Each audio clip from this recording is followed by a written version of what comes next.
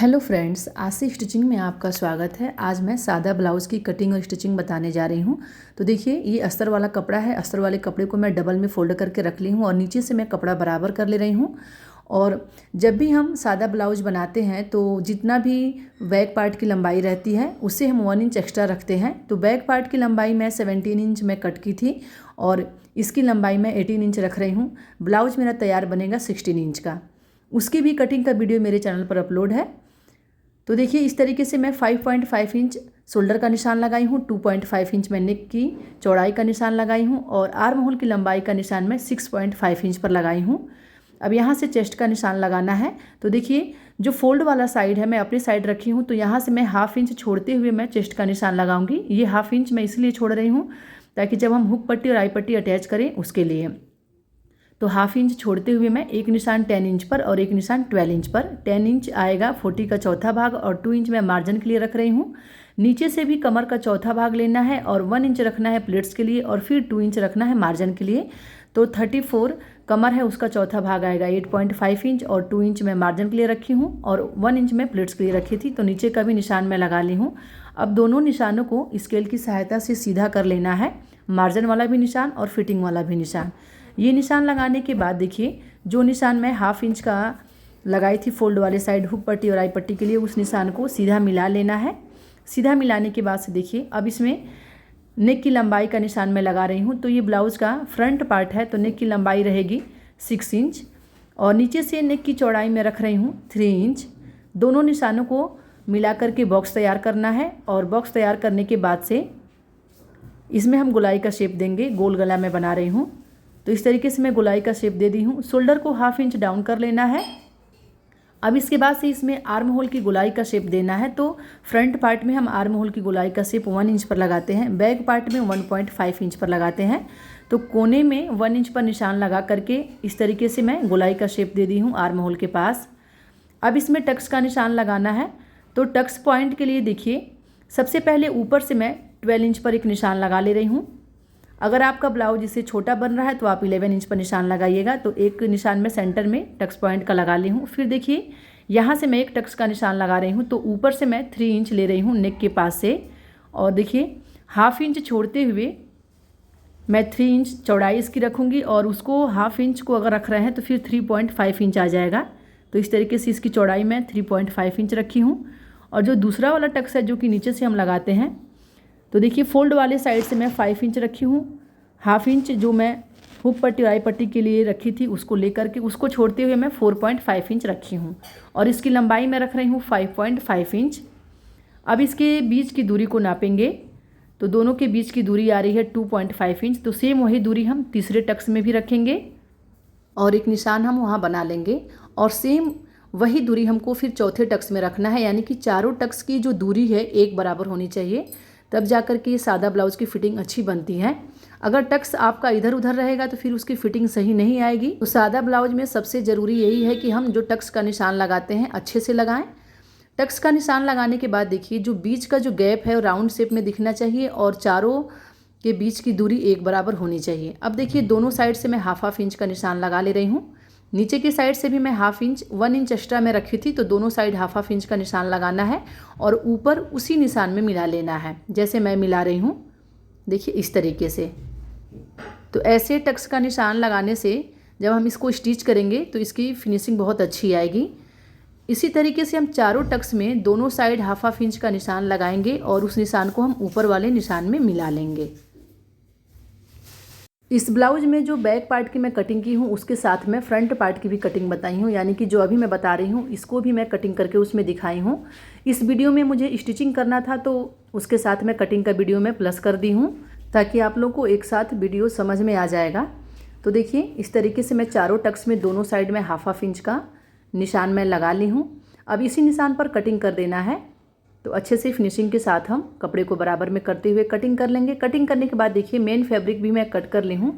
तो main fabric को मैं एक्स्ट्रा रखते हुए मैं कट की हूँ और नीचे की साइड से देखिए 1/2 इंच का मार्जिन रखते हुए मैं सिलाई लगा रही हूँ। मेन फैब्रिक को मैं सीधा रखी हूँ और उसके ऊपर मैं अस्तर वाला फैब्रिक रखी हूँ और सबसे पहले मैं पिन से सेट कर ली हूँ। उसके बाद से मैं नीचे 1/2 इंच का मार्जिन रखते हुए सिलाई लगा ली हूँ। सिलाई लगाने के बाद अस्तर को दूसरे साइड पलट लेना है और एक सिलाई अस्तर के ऊपर लगाना है। अब हम अस्तर वाले कपड़े को उल्टा वाले साइड पलट लेंगे। पहले मैं मेन फैब्रिक को सीधा रखी थी, तो अब पलटने के बाद उल्टा वाले साइड अस्तर वाला कपड़ा आ गया है। अब हम इसके चारों साइड सिलाई लगा करके दोनों को एक साथ अटैच कर लेंगे। अच्छे से हम फिनिशिंग के साथ सिलाई लगाएंगे और एक्स्ट्रा कपड़ा जो है उसको कटिंग करके निकाल देंगे। अब इसमें हम टक्स का सिलाई लगाएंगे। तो देखिए इस तरीके से जैसे मैं निशान लगाई थी सेम निशान के अकॉर्डिंग ही मैं सिलाई लगा रही हूँ। नीचे वाला टक्स का सिलाई मैं लगा ली हूँ। जो कमर के साइड वाला टक्स रहता है उसको हम तिरछा में ही सिलाई लगाते हैं। तो इस तरीके से 1/2 इंच से थोड़ा सा कम कपड़ा पकड़ते हुए हम टक्स का सिलाई लगाएंगे। और जब भी हम टक्स का सिलाई लगाते हैं तो स्टार्टिंग में और लास्ट में हम सिलाई को डबल कर लेते हैं ताकि बाद में सिलाई खुले नहीं। तो ऐसे मैं चारों टक्स का सिलाई मैं लगा ली हूँ। अब ये ब्लाउज़ का दूसरा वाला पार्ट है, तो इसमें देखिए टक्स का निशान मैं बना ली हूँ और इसमें भी नीचे मैं 1/2 इंच का मार्जिन रखते हुए सिलाई लगा करके इसको मैं पलट ले रही हूँ। ये ध्यान में रखना है कि अगर आप कमर पट्टी लगा रहे हैं तो आप मेन फैब्रिक को उल्टा रखेंगे और उसके ऊपर अस्तर वाला कपड़ा रखेंगे, और अगर आप मेरे जैसा पलट रहे हैं तो फिर मेन फैब्रिक को सीधा रखना है, उसके ऊपर अस्तर वाला कपड़ा रख करके फिर कमर वाला सिलाई लगाना है। और सिलाई लगाने पर जब हम पलटेंगे तो उल्टा वाले साइड आ जाएगा वो। तो इस तरीके से पलट करके चारों साइड से सिलाई लगा लेना है। सिलाई लगाते टाइम ये ध्यान देना है कि बीच में कहीं सिकुड़न ना आए। अच्छे से कपड़े को बराबर में मिलाते हुए हाथ से प्रेस करते हुए हम सिलाई लगा लेंगे। तो इसमें भी मैं सिलाई लगा ली हूँ। जो एक्स्ट्रा कपड़ा है उसको देखिए इस तरीके से कटिंग करके मैं निकाल दे रही हूँ। कटिंग करने के बाद इसमें टक्स का सिलाई लगाना है। तो जैसे मैं दूसरे वाले पार्ट में मैं टक्स का सिलाई लगाई थी सेम उसी तरीके से इसमें भी टक्स का सिलाई लगा लेना है। दोनों साइड से 1/2 इंच का निशान लगा लेंगे और फिर इसी निशान के अकॉर्डिंग हम कपड़े को पकड़ेंगे और हम सिलाई लगा लेंगे।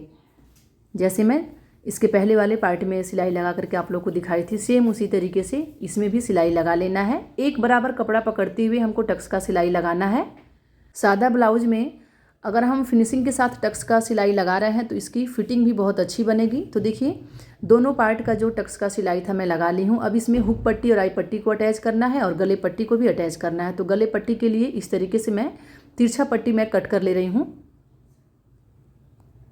और इसको देखिए इस तरीके से हम ज्वाइंट कर लेते हैं। इसमें जो कोन निकला है एक कोन हम नीचे रखते हैं और दूसरा कोन जो है उसके अपोजिट रखते हैं और फिर हम सिलाई लगा लेते हैं। तो इसी तरीके से दोनों पट्टी का सिलाई मैं लगा ली हूँ। अब इसमें एक साइड पतला वाला पट्टी अटैच करते हैं और एक साइड चौड़ा वाला पट्टी अटैच करते हैं। तो जो पतला वाला पट्टी है मैं अस्तर वाला कपड़ा ले ली हूँ और देखिए ब्लाउज़ को मैं सीधा रखी हूँ और उसके ऊपर मैं पट्टी को रख करके सिलाई लगा रही हूँ। नीचे से पट्टी को थोड़ा सा फोल्ड करना है फिनिशिंग के लिए और देखिए पट्टी को पूरा उल्टा वाले साइड फोल्ड कर देंगे और फिर हम एक सिलाई उल्टा वाले साइड से लगा लेंगे। इसकी चौड़ाई मैं 1.5 इंच रखी थी इस पट्टी की चौड़ाई, और जो मैं चौड़ा वाला पट्टी ली हूँ उसकी चौड़ाई मैं 2.5 इंच रखी हूँ और इसमें अस्तर वाला कपड़ा और मेन कपड़ा दोनों में अटैच की हूँ। और इस पट्टी को जब हम अटैच करते हैं तो ब्लाउज़ को उल्टा रखते हैं और फिर हम इस पट्टी पर सिलाई लगाते हैं। नीचे से इसमें भी मैं फोल्ड कर ली हूँ फिनिशिंग के लिए और इस पट्टी को हम बीच से फोल्ड करके देखिए सीधा वाले साइड पलट ली हूँ मैं और एक सिलाई एकदम किनारे किनारे लगा लेना है और इसमें एक सिलाई और लगाना है। 2 सिलाई लगाने से इसकी फिनिशिंग अच्छी बनती है। तो देखिए यहाँ मैं 2 सिलाई लगा ली हूँ। अब इसमें गले पट्टी को अटैच कर देना है। तो आगे के साइड से पट्टी को पहले कट करके बराबर कर लेना है, फिर अंदर के साइड थोड़ा सा फोल्ड करना है और पट्टी को मैं डबल फोल्ड करके यहाँ अटैच कर रही हूँ।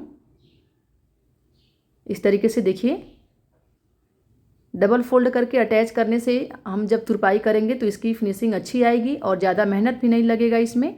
तो इस तरीके से पट्टी अटैच करने के बाद अंदर के साइड से थोड़ा थोड़ा कट लगा लेना है पूरे नेक में और एक सिलाई हम पट्टी के ऊपर लगाएंगे। तो पट्टी को दूसरे साइड पलट करके पट्टी के ऊपर एक सिलाई लगा लेना है और ये सिलाई लगाने के बाद हम पट्टी को अंदर के साइड पलट देंगे, यानी कि उल्टा वाले साइड पलट देंगे।